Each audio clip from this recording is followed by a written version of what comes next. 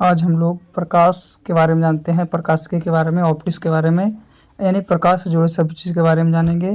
तो प्रकाश क्या है? तो प्रकाश एक प्रकार की ऊर्जा है। प्रकाश क्या है? एक प्रकार की ऊर्जा है जो विद्युत चुम्बकीय तरंग के रूप में संचरित होती है। क्या होता है? विद्युत चुम्बकीय तरंग के रूप में संचरित होती है। यानी प्रकाश एक ऊर्जा का रूप है जो खुद तो अदृश्य होता है पर अन्य वस्तुओं को दृश्यमान बनाता है। दृश्यमान यानी कि विजुअल बनाता है, दिखाता है। अपने तो अदृश्य है लेकिन अन्य वस्तुओं को दृश्यमान बनाता है। तो जीवधारियों की आंखें जो है प्रकाश के प्रति संवेदनशील होती है। जितने भी जीवधारी है वो सभी की आंखें जो है प्रकाश के प्रति संवेदनशील होती है और उसकी उपस्थिति में ही वस्तुओं को देख पाती है। जब किसी वस्तु पर किरणें पड़ती है तो उस वस्तु से टकराकर आंख का क्या होता है? परिवर्तित होता है और आंखों के पीछे उस वस्तु का प्रतिबिंब बनाता है, जिससे व्यक्ति संबंधित वस्तुओं को देख पाता है। और प्रकाश की प्रकृति और उनके गुणों के अध्ययन के संबंधित ज्ञान को हम लोग क्या कहते हैं? प्रकाशिकी कहते हैं। प्रकाश की प्रकृति और उसके गुण के अध्ययन से संबंधित जो विज्ञान है उसी विज्ञान को हम लोग क्या कहते हैं? प्रकाशिकी कहते हैं। क्या कहते हैं? प्रकाशिकी। चलिए आगे जानते हैं प्रकाश के बारे में। तो प्रकाश के गुण क्या है? प्रॉपर्टी ऑफ लाइट क्या है? तो प्रकाश का गुण में है कि प्रकाश एक सरल रेखा में गतिमान होता है। जब भी प्रकाश अगर जाएगा तो एक सीधी रेखा में ही जाएगा, टेढ़ी रेखा में प्रकाश गति नहीं करती है। और प्रकाश के इसी गुण के कारण, जो प्रकाश एक सरल रेखा में जाता है, इसी गुण के कारण क्या है कि सूर्य ग्रहण और चंद्र ग्रहण जैसी भौगोलिक परिघटनाएं होती है। यानी जो प्रकाश है, प्रकाश के गुण के कारण ही चंद्र ग्रहण लगता है और सूर्य ग्रहण लगता है। तो प्रकाश क्या है? एक तरंग है, वेव है तथा कण की दोहरी प्रकृति को प्रदर्शित करता है। प्रकाश जो है क्या है कि एक तरंग तथा कण की दोहरी प्रकृति को प्रदर्शित करता है। तो ये है प्रकाश का गुण। क्या है? प्रकाश का गुण। चलिए और इसके बारे में हम लोग जानते हैं। तो प्रकाश के गुण का में एक है प्रकाश का तरंग सिद्धांत, यानी वेव थ्योरी ऑफ लाइट। ये क्या है? तो ये जो है प्रकाश का तरंग सिद्धांत हाइगेंस वैज्ञानिक थे जर्मनी के, वो 1678 ईस्वी में इसका प्रतिपादन किया था। किसका? तो प्रकाश का तरंग सिद्धांत, वेव थ्योरी का प्रतिपादन किया था, है ना, लाइट में। तो प्रकाश एक तरंग के रूप में चलता है और प्रकाश तरंगे अनुप्रस्थ तरंग होते हैं। प्रकाश तरंगे जो है आपका अनुप्रस्थ तरंगे होती है। यानी कि जब किसी माध्यम में, जब कोई माध्यम में कोई तरंग संचालित होती है, कोई तरंग क्या होता है? संचालित होती है, तो माध्यम के कण कंपन करने लगता है, वेव करने लगता है। वही कणों के कंपन की दिशा में, कणों के कंपन की दिशा के अनुसार तरंगों के दो प्रकार होती है। कितने प्रकार? तरंग के दो प्रकार, एक अनुप्रस्थ तरंग और एक अनुदैर्ध्य तरंग। एक अनुप्रस्थ तरंग होते हैं तो एक आपका अनुदैर्ध्य तरंग होते हैं। तो किसके? प्रकाश के तरंग सिद्धांत के अनुकूल एक गुण है। चलिए आगे जानते हैं। तो आगे है न्यूटन का कणिका सिद्धांत। ही प्रकाश गुण के अंतर्गत आते हैं न्यूटन का कणिका सिद्धांत। तो न्यूटन ने बताया था कि प्रकाश का निर्माण छोटे, प्रत्यास्थ और हल्के कणों से होता है। न्यूटन क्या बताया था कि प्रकाश का जो निर्माण है छोटा, प्रत्यास्थ और हल्के कणों से होता है, जिन्हें कणिकाएं कहा जाता है। जिन्हें क्या कहते हैं? कणिकाएं कहते हैं। और प्रत्येक प्रकाश स्रोत जो है अनगिनत छोटे छोटे तथा हल्के कण उत्सर्जित करता है। जितने भी आपका प्रकाश स्रोत है अनगिनत बहुत सारे छोटे छोटे और हल्के कण को उत्सर्जित करते हैं। इन्हीं कणों को कणिका कहा जाता है। एक कण जो है, यही कण आपका कणिका कहलाता है। तो किसी समान माध्यम में कणिका प्रकाश के वेग से सरल रेखा में चलती है। किसी समान में कणिका प्रकाश के वेग से सरल रेखा में चलती है तथा अपने साथ गतिज ऊर्जा को लेकर चलती है। और अपने साथ जब चलती है तो एक गतिज ऊर्जा को अपने साथ लेकर चलती है ना।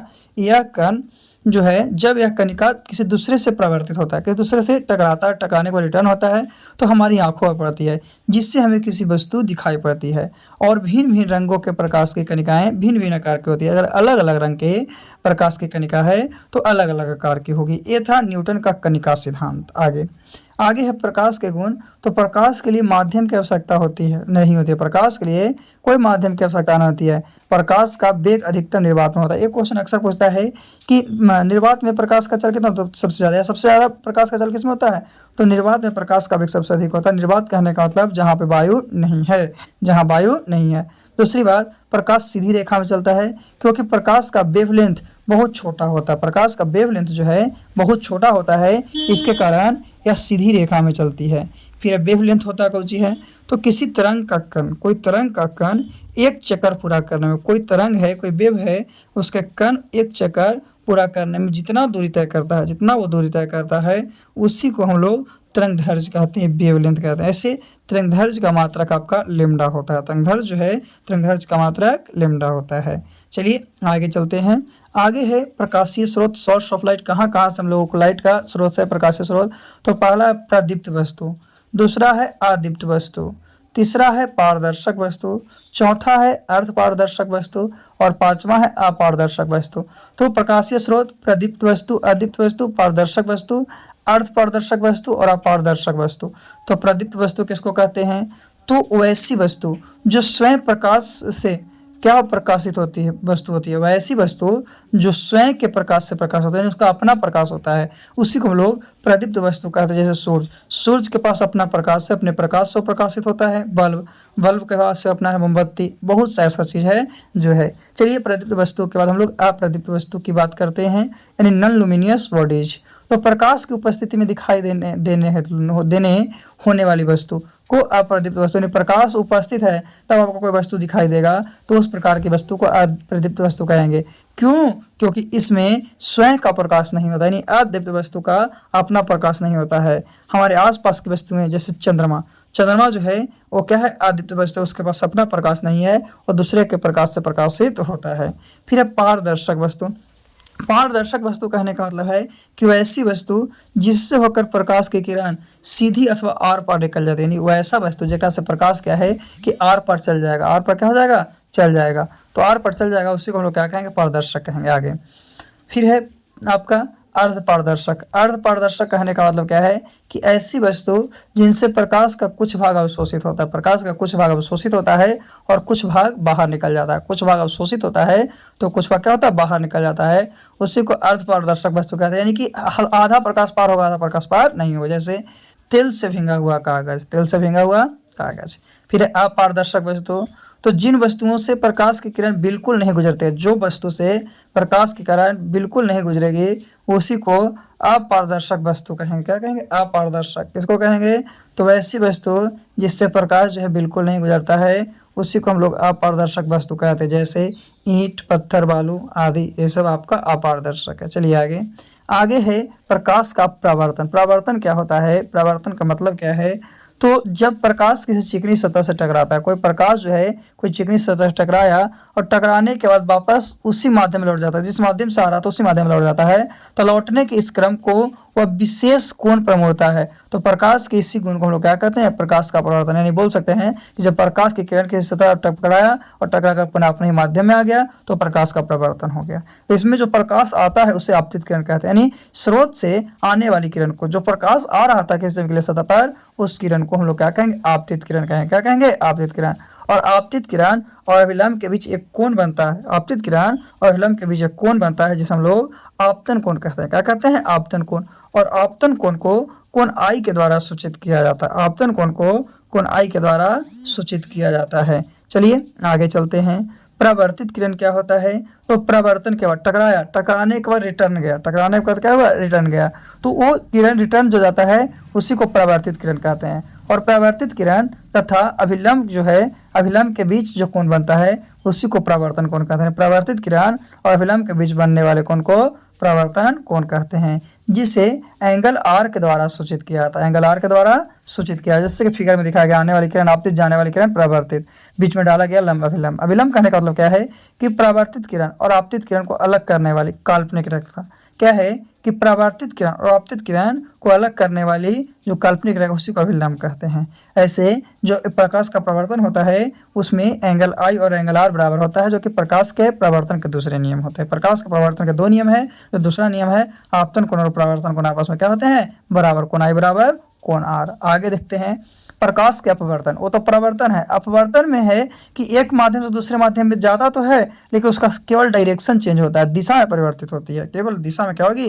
परिवर्तित होगी। यानी जब प्रकाश एक माध्यम से दूसरे माध्यम में प्रवेश करता है तो प्रकाश की दिशा में होने वाले परिवर्तन को प्रकाश का अपवर्तन कहते हैं। और जब प्रकाश एक माध्यम से दूसरे माध्यम में जाता है तो उसकी तरंगदैर्घ्य और वेग दोनों क्या होती है? बदल जाती है। यानी जब प्रकाश एक माध्यम से दूसरे माध्यम में जाएगा तो उस कंडीशन में उसका तरंगदैर्घ्य और वेग जो होगा, वेलोसिटी होगा, दोनों को दोनों बदल जाता है, लेकिन उसकी फ्रीक्वेंसी होती है, आवृत्ति होती है, वो नहीं बदलती है। तो यह प्रकाश का अपवर्तन। अपवर्तन मतलब एक माध्यम से दूसरे माध्यम में चल जाएगा। और प्रवर्तन कहने का मतलब क्या था कि एक माध्यम में आया है तो दूसरे माध्यम में वो नहीं जाएगा, पुनः अपने माध्यम में ही लौटेगा। चलिए आगे देखते हैं प्रकाश के अपवर्तन के बारे में और क्या बातें हैं जो हम लोग सीखते हैं।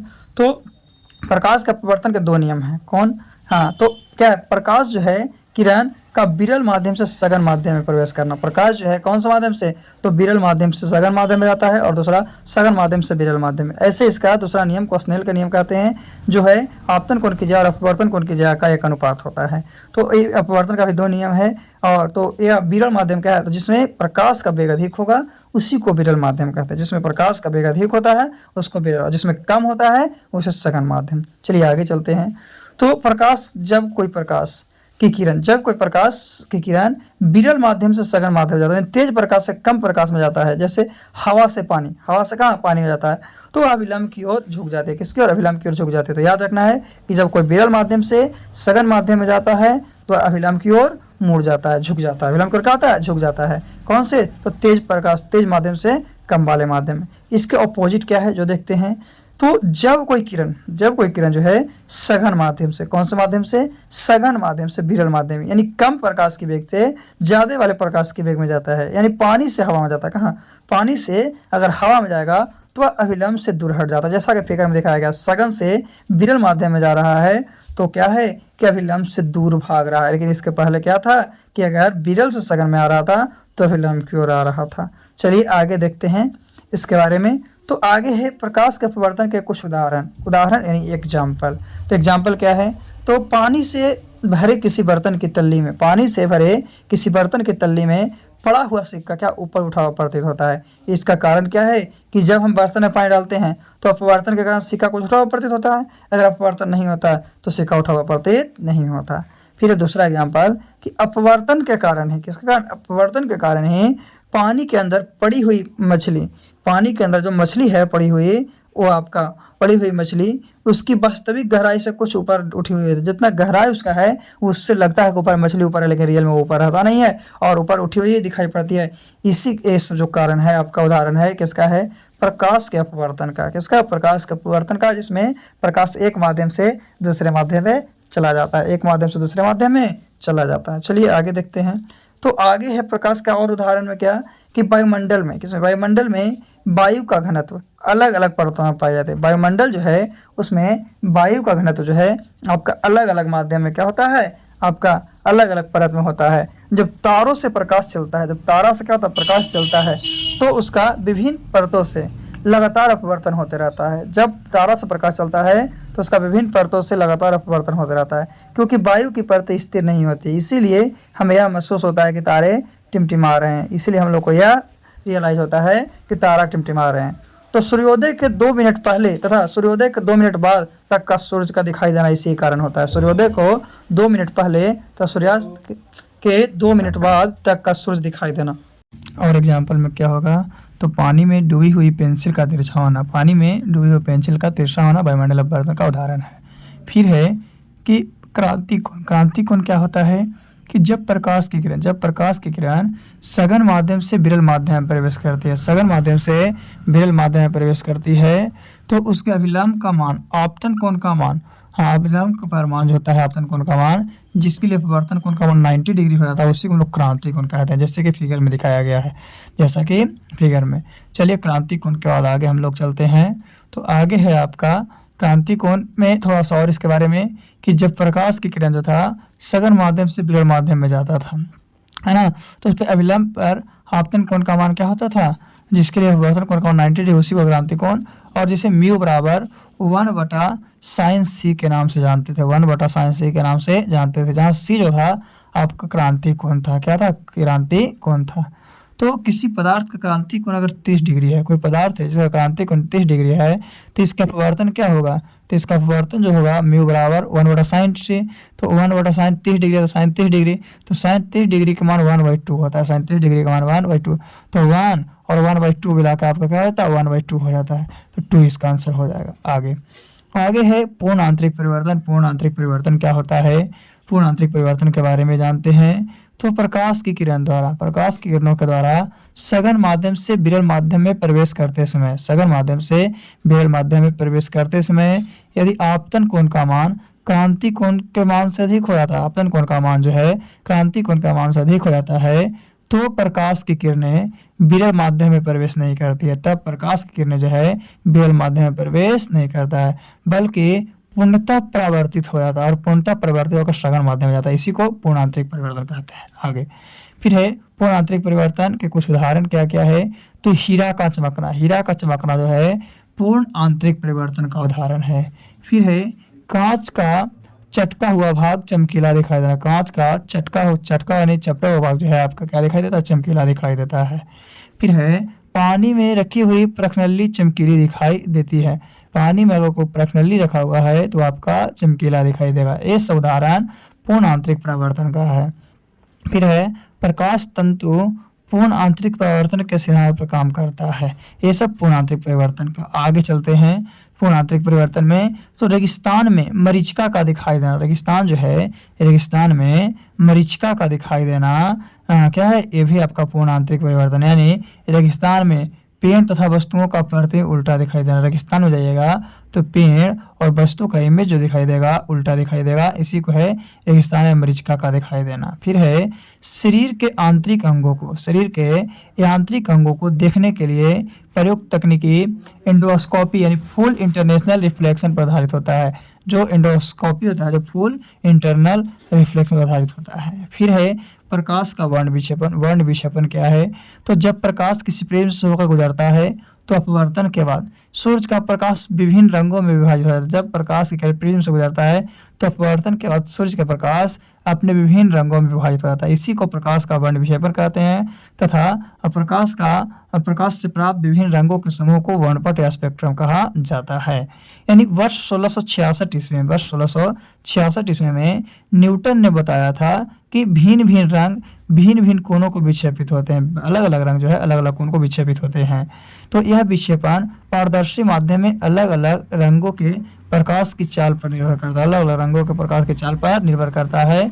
यही होता है प्रकाश का वर्ण विक्षेपण। यानी कि सूर्य की प्रकाश कि जब किसी प्रिज्म से गुजरता है सात रंगों में व्यक्त होने की घटना को वर्ण विक्षेपण कहते हैं। आगे है परिकरण के बारे में। जब प्रकाश की किरण ऐसे माध्यम में गति करता है जिसमें धूल तथा अन्य पदार्थों के सूक्ष्मकण क्या होते हैं मौजूद होते हैं, तो प्रकाश सभी दिशाओं में फैल जाता है, प्रकाश अलग अलग दिशा में फैल जाता है। यह परिघटना को हम लोग प्रकाश का परिकिरणन कहते हैं। जिसका उदाहरण क्या है, तो प्रकाश के परिकिरणन के कुछ उदाहरण है, जिसमें है कि आकाश का नीला रंग एवं समुद्र का नीला रंग प्रतीत होना परिकिरणन का उदाहरण है। आकाश का नीला रंग एवं समुद्र का नीला रंग प्रतीत होना जो है आपका परिकिरणन का उदाहरण है। फिर सूर्यास्त या सूर्योदय के समय सूर्य लाल रंग का दिखाई देता है। सूर्योदय या सूर्यास्त के समय जो सूर्य है वो लाल रंग का दिखाई देता है। तो लाल रंग का परिकिरण क्या होता है, सबसे कम होता है, और लाल रंग का परिकिरण सबसे कम होता है अर्थात दूर से स्पष्ट दिखाई देता है, इसीलिए इसका प्रयोग खतरे के निशानी के लिए करते हैं।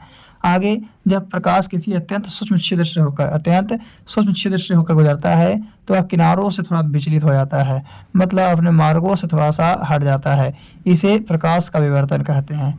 और प्रकाश का विवर्तन अवरोध के आकार पर निर्भर करता है। प्रकाश का विवर्तन जो है अवरोध पर निर्भर करता है, यानी आकार जितना छोटा होगा विवर्तन उतना ही अधिक होगा। आज हम लोग दर्पण के बारे में जानते हैं, मिरर के बारे में, कि दर्पण क्या होता है, मिरर क्या होता है।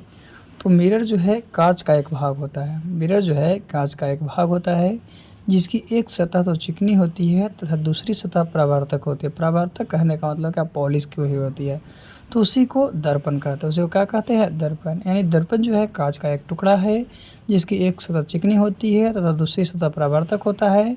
यानी कि क्या है, परावर्तक कहने का मतलब पॉलिश की हुई रहती है, तो इसी को दर्पण कहते हैं, मिरर कहते हैं।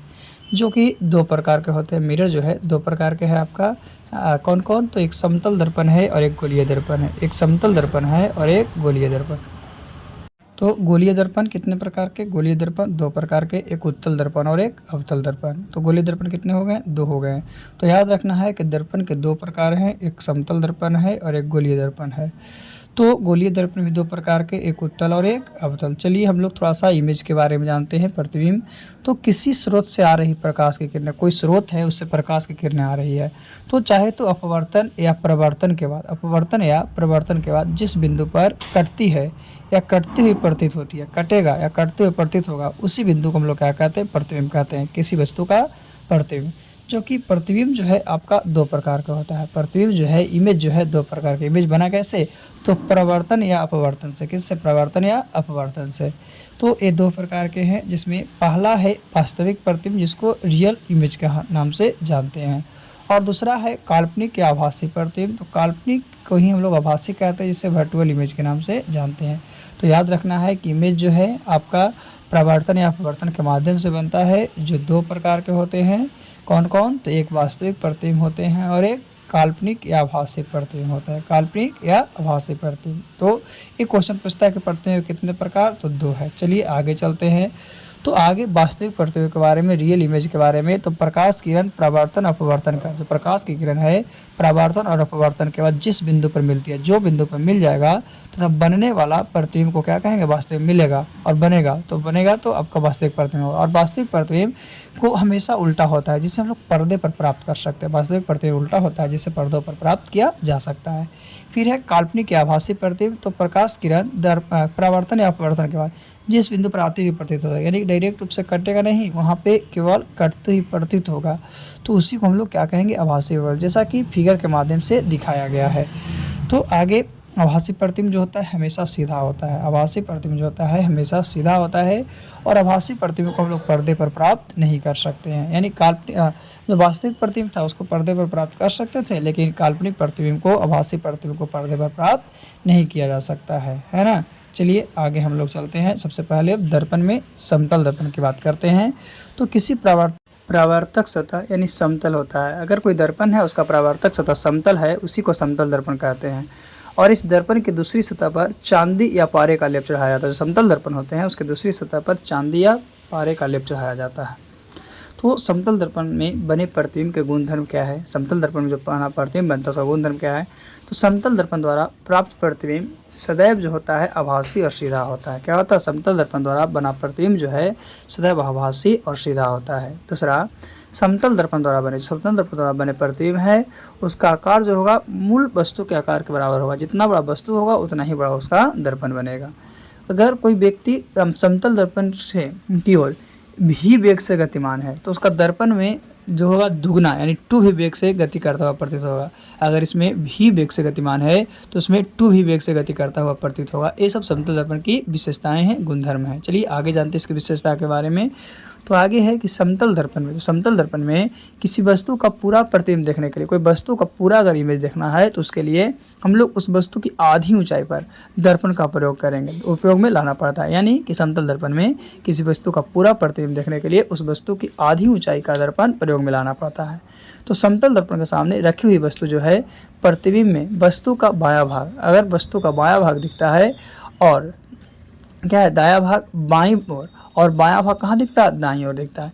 तो इस प्रकार से दिखता है, इसी को हम लोग पार्श्व परिवर्तन कहते हैं, लैटरल इन्वर्स इमेज कहते हैं। जैसे कि एम्बुलेंस लिखा रहता है तो एम्बुलेंस में क्या बाहर से देखिएगा तो साफ, लेकिन अंदर से रहता है आपका क्या रहता है? उल्टा रहता है। तो इस तरह से आपका पार्श्व परिवर्तन होता है, जिसमें दाहिना बायां दिखेगा और बायां दाहिने दिखेगा। ये जो है आपका समतल दर्पण की विशेषता है। समतल दर्पण द्वारा बने प्रतिबिंब के गुणधर्म है। किसके द्वारा? समतल दर्पण के द्वारा बने क्या है? गुणधर्म है।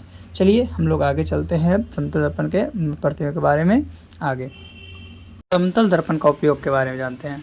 तो सामान्यतः इसका प्रयोग दैनिक जीवन में दर्पण के रूप में किया जाता है। दैनिक जीवन में जो है दर्पण के रूप में करते हैं। और समतल दर्पण का उपयोग बहुदर्शी या परिदर्शी में किया जाता है। समतल दर्पण जो है उसका उपयोग बहुदर्शी या परिदर्शी में किया जाता है। तो बहुदर्शी में 2 अथवा 2 से अधिक समतल दर्पण एक दूसरे से एक निश्चित कोण पर झुके होते हैं। जो आपका बहुदर्शी होता है, बहुदर्शी में 2 या 2 से अधिक समतल दर्पण जो होते हैं एक दूसरे से निश्चित कोण पर झुके रहते हैं, ताकि वो एक साथ एक से अधिक वस्तुओं का प्रतिबिंब दिखा सके। इसलिए क्योंकि वो एक बार में एक से अधिक वस्तुओं का प्रतिबिंब दिखा सके। और परिदर्शी का उपयोग दृष्टि रेखा के भिन्न स्तर पर दिशा में स्थित वस्तुओं को देखने के लिए किया जाता है। और ये सामान्यतः पनडुब्बियों में प्रयोग किए जाते हैं। किसमें? ये जो है उपयोग सामान्यतः पनडुब्बियों में, यानी परिदर्शी का उपयोग दृष्टि रेखा से विभिन्न स्तर तथा दिशा में स्थित वस्तुओं को देखने के लिए किया जाता है। और ये सामान्यतः पनडुब्बियों में प्रयोग किए जाते हैं। तो यह समतल दर्पण के बारे में जान चुके हैं। अब गोलीय दर्पण की बात करते हैं। तो गोलीय दर्पण ऐसा दर्पण जिसका प्रवर्तक सतह एक खोखले गोले का भाग होता है, यानी वैसा दर्पण जिसका प्रवर्तक सतह जो होगा एक खोखले गोले का भाग होगा। अथवा गोलाकार सतह से निर्मित किया गया होगा, गोलाकार से बना हुआ होगा, उसी को गोलीय दर्पण कहते हैं। उसी को क्या कहते हैं? गोलीय दर्पण। पहले ही बताएं कि गोलीय दर्पण दो प्रकार के हैं, दो प्रकार का होता है गोलीय दर्पण। कौन कौन? एक उत्तल और एक अवतल। जैसा कि फिगर में दिखाया गया है, लेफ्ट में जो है आपका उत्तल का दिखाया गया है और आपका क्या है, लेफ्ट में जो रंजित क्या है, खाली है, आपका परावर्तक सतह उत्तल का है, और अवतल जो है उसका परावर्तक सतह क्या है आपका जो है। तो इस तरह से उत्तल और अवतल का आपको फिगर दिखाया गया है, कौन सा फिगर किसका है ना। फिर स्फेरिकल मिरर, जिसमें क्या है, उत्तल और अवतल दोनों को अलग अलग कर दिया गया है। देखिएगा, एक को अलग है और एक को अलग, तो एक उत्तल है आपका, एक अवतल है। तो याद रखना है कि गोलीय दर्पण जो होते हैं आपको दो प्रकार के होते हैं, है ना। स्फेरिकल मिरर दो प्रकार के हैं, एक कॉन्वेक्स है तो एक कनकेव है ना। तो सबसे पहले हम लोग आगे चलते हैं, उत्तल दर्पण की बात करते हैं। उत्तल दर्पण क्या है? तो सबसे पहले उत्तल दर्पण वह गोलीय दर्पण जिसकी बाहरी सतह उभरी होती है, बाहर की सतह, जैसे फिगर में दिखाया गया है कि बाहरी सतह उभरी हुई है, उसी को उत्तल कहते हैं। क्या कहते हैं? उसी को उत्तल कहते हैं। और आंतरिक सतह यानी अंदर की सतह क्या रहती है? रंगी हुई रहती है, लेपित की रहती है, पॉलिश की हुई रहती है। यह दर्पण अनंत से आने वाली किरणों को, बहुत दूर से जो आता है किरण, उसको क्या करता है कि किरणों को फैलाता है, और फैलाने के कारण इसको हम लोग अपसारी दर्पण के नाम से जानते हैं। फैलाने का इसको क्या? अपसारी दर्पण, यानी उत्तल दर्पण को हम लोग अपसारी दर्पण कहते हैं। क्यों? क्योंकि इसमें किरण जो है अनंत से आने के बाद फैलती है ना। तो इसी को उत्तल दर्पण कहते हैं। क्या है? कन्वेक्स मिरर कहते हैं, अपसारी दर्पण यानी कि डाइवर्टिंग मिरर भी कहते हैं। तो इसका उपयोग क्या क्या है उत्तल दर्पण का उपयोग? तो सबसे पहले लाइट बिहेवियर। लाइट बिहेवियर कहने का मतलब प्रकाश को बिखेरता है। क्या करता है? प्रकाश को बिखेरता है। दूसरा है इमेज बिहेवियर। इमेज बिहेवियर कहने का मतलब क्या है? ये बड़े से छोटे को, कितना बड़ा भी चीज़ रहेगा तो ये क्या करेगा? छोटा करके दिखाएगा। तो ये उत्तल दर्पण का उपयोग है। क्या है? उत्तल दर्पण का उपयोग है। चलिए और भी हम लोग इस दर्पण के उपयोग के बारे में जानते हैं। तो और है उत्तल दर्पण का उपयोग कि स्कूटर हो गया, मोटर कार हो गया, बस हो गया, आदि के पीछे के वाहन, आदि के जो पीछे के वाहन होता है, पीछे वाला जो गाड़ी होता है, उसको देखने के लिए इसको हम लोग साइड मिरर या रियर व्यू मिरर के रूप में उपयोग करते हैं। रियर व्यू मिरर के रूप में इसका उपयोग करते हैं। किसका? उत्तल दर्पण का। फिर है स्ट्रीट लैंप में भी इसका उपयोग किया जाता है। किसमें? स्ट्रीट जो लैंप है, स्ट्रीट लैंप में भी इसका उपयोग किया जाता है। और इसके साथ साथ उत्तल दर्पण का उपयोग रोड लाइट में भी किया जाता है। तो याद रखना है कि स्कूटर, मोटर कार, बस आदि में पीछे के वाहनों को देखने के लिए प्रयुक्त साइड मिरर या रियर व्यू मिरर में इसका उपयोग करता है उत्तल दर्पण का। और इसका उपयोग स्ट्रीट लैंप में भी किया जाता है। किसमें? स्ट्रीट लैंप में भी किया जाता है। इसके अलावा उत्तल दर्पण का उपयोग हम लोग किसमें? रोड लाइट में भी करते हैं। किसमें? रोड लाइट में करते हैं। तो ये है आपका उत्तल दर्पण का उपयोग। किसका? उत्तल दर्पण का उपयोग। चलिए अब हम लोग उत्तल दर्पण के बाद बात करते हैं अवतल दर्पण की। किसकी? अवतल दर्पण की। तो अवतल दर्पण क्या है?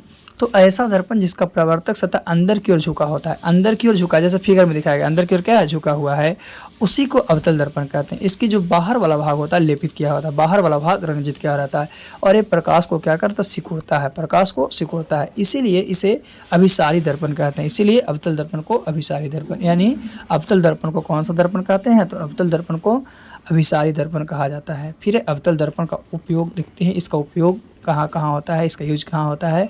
तो लाइट बिहेवियर में सबसे पहले देखेंगे। तो लाइट बिहेवियर में क्या करेगा? प्रकाश को सिकुड़ता है, प्रकाश को क्या करता है? सिकुड़ता है। फिर इमेज बिहेवियर में देखेंगे तो इमेज बिहेवियर में छोटा से बड़ा दिखाता है, यानी छोटा चीज़ को भी क्या करता है? बड़ा दिखाई देता है। तो दो, एक लाइट बिहेवियर में प्रकाश को सिकुड़ता है, दूसरा इमेज बिहेवियर में छोटा से बड़ा दिखाता है। चलिए आगे हम लोग अवतल दर्पण के और भी उपयोग के बारे में जानते हैं कि और भी अवतल दर्पण का क्या क्या उपयोग है उसके बारे में, है ना। अभी हम लोग दो जाने हैं, एक लाइट बिहेवियर के बारे में, एक इमेज बिहेवियर के बारे में। तो आगे हम लोग जानते हैं इसके अगले उपयोग के बारे में। तो अवतल दर्पण का उपयोग क्या है? डॉक्टर लोग आँख को, कान को, नाक को या गले का निरीक्षण करते समय अवतल दर्पण का उपयोग करते हैं। यानी अवतल दर्पण का उपयोग डॉक्टर जो है आँख, कान, नाक, गले का जांच करने के लिए करते हैं।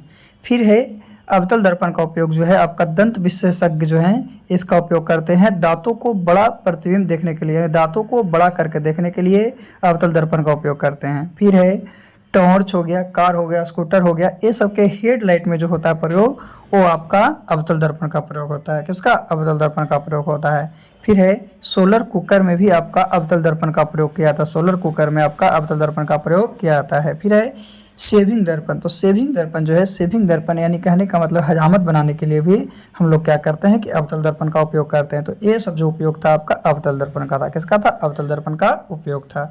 चलिए अवतल दर्पण के उपयोग के बाद हम लोग आगे के बारे में जानते हैं कि आगे क्या है। तो हाँ, गोलीय दर्पण से संबंधित शब्दावली के बारे में कि गोलीय दर्पण से संबंधित शब्दावली क्या है ना। तो पहला है वक्ता केंद्र। वक्ता केंद्र क्या है? तो गोलीय दर्पण जिस खोखले गोले का भाग होता है, गोलीय दर्पण जिस खोखले गोले का भाग होता है, उसी खोखले गोले के केंद्र को हम लोग दर्पण का वक्ता केंद्र कहते हैं, यानी कि सी के द्वारा इसे सूचित किया जाता है। ध्रुव, तो ध्रुव जो हो गया, पोल हो गया, दर्पण के परावर्तक सतह पर स्थित केंद्र को दर्पण का ध्रुव कहते हैं। क्या कहते हैं? दर्पण का ध्रुव कहा जाता है। आगे हम लोग जानते हैं क्या है कि वक्ता त्रिज्या। वक्ता त्रिज्या क्या? वक्ता त्रिज्या क्या है? तो ध्रुव और वक्ता केंद्र के बीच की दूरी, ध्रुव और वक्ता केंद्र के बीच की दूरी को हम लोग वक्ता त्रिज्या कहते हैं। और इसमें एक संबंध होता है क्या? F बराबर r/2। क्या होता है? F बराबर r/2 इसमें संबंध होता है। तो F बराबर क्या होता है? r/2 यानी r बराबर 2F। तो 40 सेंटीमीटर वक्ता त्रिज्या वाले दर्पण की अगर फोकस दूरी को ज्ञात करते हैं तो F बराबर क्या होता है? r/2 यानी 40/2, तो कितना? 20 सेंटीमीटर। चलिए आगे हम लोग इसके बारे में जानते हैं, गोलीय दर्पण से संबंधित शब्दावली के बारे में। तो आगे है फोकस। फोकस जो है त्रिज्या के आधे को फोकस कहते हैं, त्रिज्या के आधे को फोकस कहते हैं। फिर बीम यानी ऑब्जेक्ट, तो वस्तु को बीम कहा जाता है और यह हमेशा लेफ्ट साइड, कौन सी साइड में? तो लेफ्ट साइड में होती है, जिसे यू के द्वारा क्या दर्शाया जाता है, और यह हमेशा ही नेगेटिव होता है। यह हमेशा क्या होता है? नेगेटिव होता है। और प्रतिबिंब, तो प्रतिबिंब जो है दर्पण के अंदर जहाँ किरणें मिलती है, जहाँ पे किरण मिलता है उसी को प्रतिबिंब कहते हैं, जिसे भी के द्वारा सूचित किया जाता है, यानी कि वस्तु को यू के द्वारा और प्रतिबिंब को भी के द्वारा। तो जो प्रतिबिंब है, प्रतिबिंब आपका पॉजिटिव भी हो सकता है या निगेटिव भी हो सकता है, दोनों हो सकता है। लेकिन जो बीम होगा वो क्या होगा? हमेशा निगेटिव होता है। और बीम कहाँ रहता है? लेफ्ट की ओर रहता है। किसकी ओर रहता है? लेफ्ट की ओर रहता है।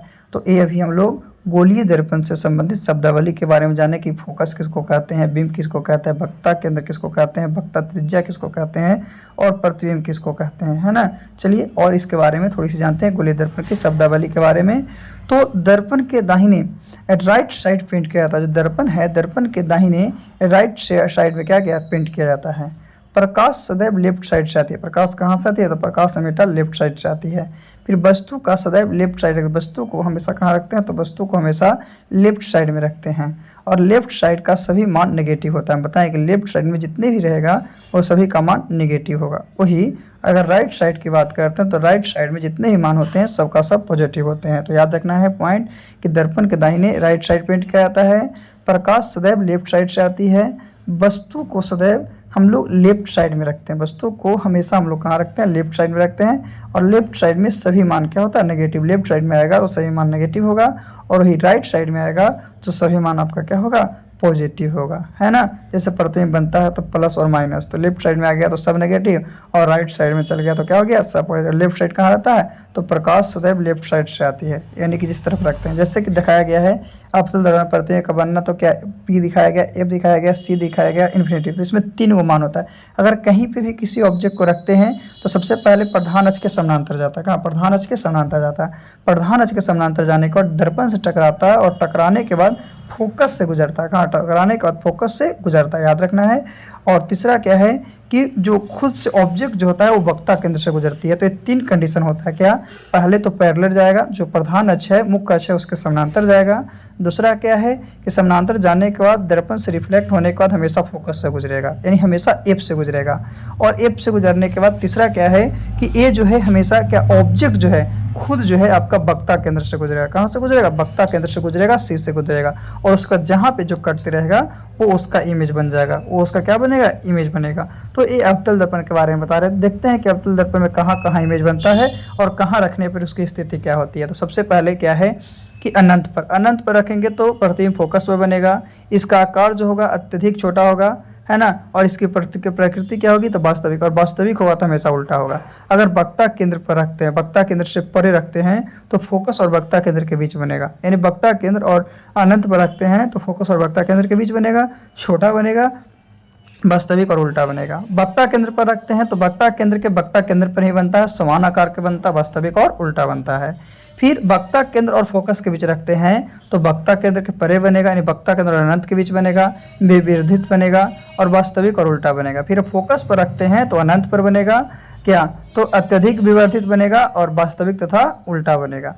फिर है ध्रुव और फोकस के बीच रखते हैं, पी और एफ के बीच रखते हैं तो ए आभासी बन जाता है, और जब आभासी बनेगा तो सीधा बनेगा, और ये दर्पण के पीछे बनेगा, ये विवर्धित होगा। यानी कि कहने का मतलब क्या है कि जब पी और एफ के बीच रखते हैं तो यही एक कंडीशन है जिसमें आभासी बनता है। आगे फिर है उत्तल दर्पण। तो उत्तल दर्पण में देखिए दिखाया गया फोकस, वक्ता केंद्र, ध्रुव और अनंत, ध्रुव और अनंत। कहाँ? तो इसमें भी वही 3 होगा। सबसे पहले कहीं भी ऑब्जेक्ट को रखेंगे तो क्या होगा आपका कि समानांतर जाएगा। समानांतर जाने के बाद क्या होगा कि ए आपका समानांतर जाएगा तो फोकस से गुजरेगा, एफ से गुजरेगा, और फोकस से गुजरने के बाद क्या होगा कि जो ऑब्जेक्ट होगा, जो वस्तु होगी, वो आपका वक्ता केंद्र से गुजरेगा, सी से गुजरेगा। उसके बाद देखेंगे कि जहाँ पे कट रहा है वो उसका क्या बनाएगा, इमेज बना लेगा, वो उसका प्रतिबिंब बना लेगा। तो देखते हैं कि उत्तल दर्पण जो है, उत्तल दर्पण में कहाँ कहाँ प्रतिबिंब बनता है, कौन कौन सी स्थिति में उत्तल दर्पण में प्रतिबिंब बनता है, और उत्तल दर्पण में बना प्रतिबिंब कैसा होता है। जैसे कि अवतल में देखें तो अवतल में वास्तविक और काल्पनिक दोनों बना था, लेकिन उत्तल दर्पण में वैसी बात नहीं। उत्तल दर्पण जो है उसमें बना प्रतिबिंब कैसा होता है उसके बारे में हम लोग जानते हैं, कहाँ कहाँ रखेंगे और कहाँ कहाँ बनेगा। तो इसमें मात्र 2 कंडीशन में बनता है। देखिए बताते हैं कहाँ कहाँ। तो सबसे पहला है अनंत पर।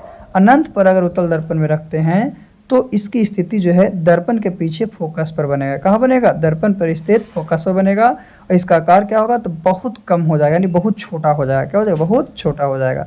इसकी प्रकृति क्या होगी तो आभासी और सीधा बनेगा। क्या? आभासी और सीधा बनेगा। और दूसरा अनंत और ध्रुव के बीच रखेंगे। कहाँ? अनंत और ध्रुव के बीच रखेंगे तो पी और एफ के बीच बनेगा, यानी पी और एफ के बीच बनेगा दर्पण के पीछे। कहाँ? दर्पण के पीछे। और ये भी अपने आकार से छोटा होगा और आभासी और सीधा बनाएगा। तो कहने का मतलब है कि उत्तल दर्पण में जो बना प्रतिबिंब होता है वो हमेशा आभासी होता है, आभासी के साथ साथ सीधा होता है। लेकिन अवतल दर्पण में आपका आभासी भी होता है और क्या होता है आपका, तो आभासी के साथ साथ वास्तविक होता है। तो बताएं कि आभासी रहेगा तो हमेशा सीधा होगा और वास्तविक रहेगा तो हमेशा उल्टा बनेगा, है ना। तो केवल उत्तल दर्पण के द्वारा ही प्रतिबिंब जो बनता है आभासी बनता है। क्या बनता है? आभासी बनता है। चलिए इसके आगे हम लोग देखते हैं थोड़ा सा।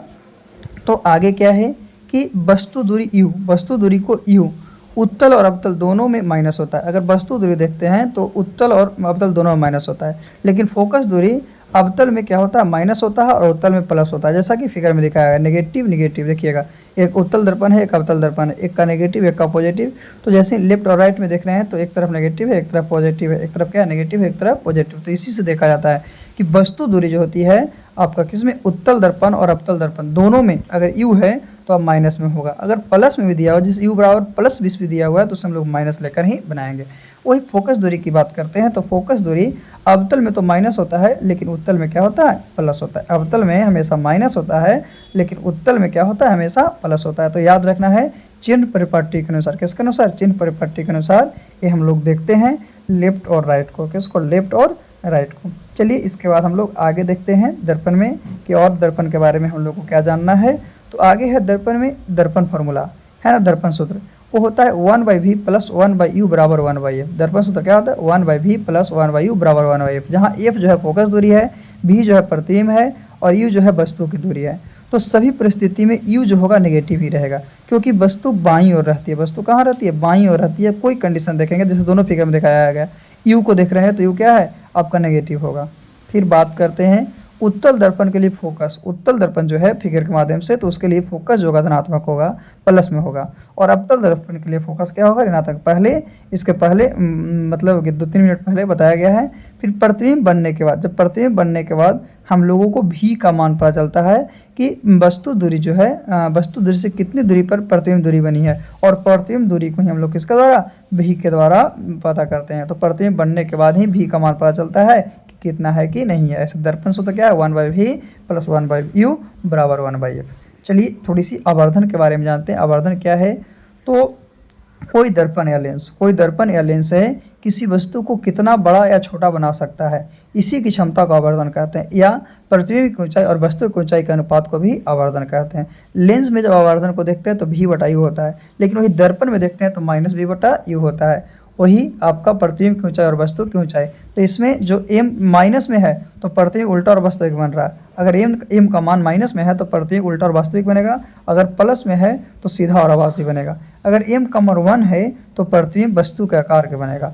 अगर 1 से क्या है? छोटा है तो वस्तु छोटा बनेगा, है ना। और 1 से बड़ा है m का मान तो वस्तु से बड़ा बनेगा। तो यह है आवर्धन। तो आज का टॉपिक था आपका दर्पण के बारे में हम लोग जितने टॉपिक था सीख लिए, और एक अच्छा 10th में फर्स्ट लेसन में आपको पढ़ाया जाता है कि क्या है और क्या नहीं है। तो आज के लिए इतना ही काफ़ी है। फिर से हम लोग अगले वीडियो लेंस के साथ मिलते हैं। किसके साथ? लेंस के साथ मिलते हैं। आज हम लोग लेंस के बारे में जानते हैं। लेंस क्या होता है? तो लेंस है क्या? तो लेंस जो है पारदर्शक गोले का भाग होता है। लेंस जो है पारदर्शक गोले का भाग होता है और यह एक ऐसा कांच का टुकड़ा है जिसका दोनों सिरा जो होता है पारदर्शी होता है। यानी लेंस के दोनों सिरे क्या होते हैं? पारदर्शी होते हैं।